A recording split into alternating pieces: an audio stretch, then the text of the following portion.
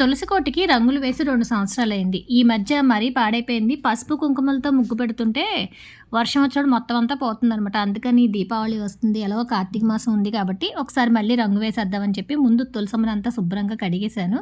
కడిగిన తర్వాత కరుక్కాయితంతో మొత్తం రబ్ చేశాను. ఇలా రబ్ చేయడం వల్ల ఏంటంటే మనం వేసిన పెయింట్ ఊడిపోకుండా బాగా ఉంటుందనమాట. లేదంటే లేసి వచ్చేస్తది పైకి.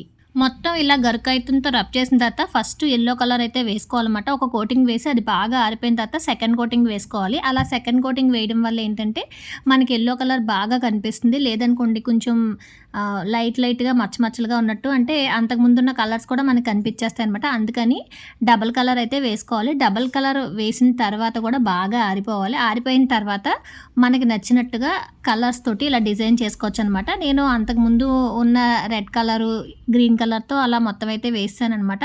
ఇక్కడ మనకి డిజైన్‌గా చిలకలొస్తాయి. అలాగే లక్ష్మీదేవి అమ్మవారిది బొమ్మ కూడా ఉంటుందనమాట. దానికి అన్నిట్లికి కూడా తగ్గట్టుగా కలర్స్ అయితే వేసుకోవాలి. నేను గ్రీను, రెడ్ కలర్ ఏసాను. ఈ మొత్తం వేయడం అయిపోయిన తర్వాత రెడ్ కలర్, వైట్ కలర్‌తో అయితే చుక్కల్లా ముగ్గులు పెట్టాను. ఇప్పుడు దీపావళికి తులసి కోట అయితే చాలా అందంగా రెడీ అయిపోయింది. కార్తీక మాసంలో కూడా దీపం పెట్టేటప్పుడు చాలా అందంగా ఉంటుంది. తులసి కోట అంతా కూడా ఎలా అనిపించిందో కామెంట్ సెక్షన్‌లో కామెంట్ చేయండి. Like, share, subscribe. Thank you for watching.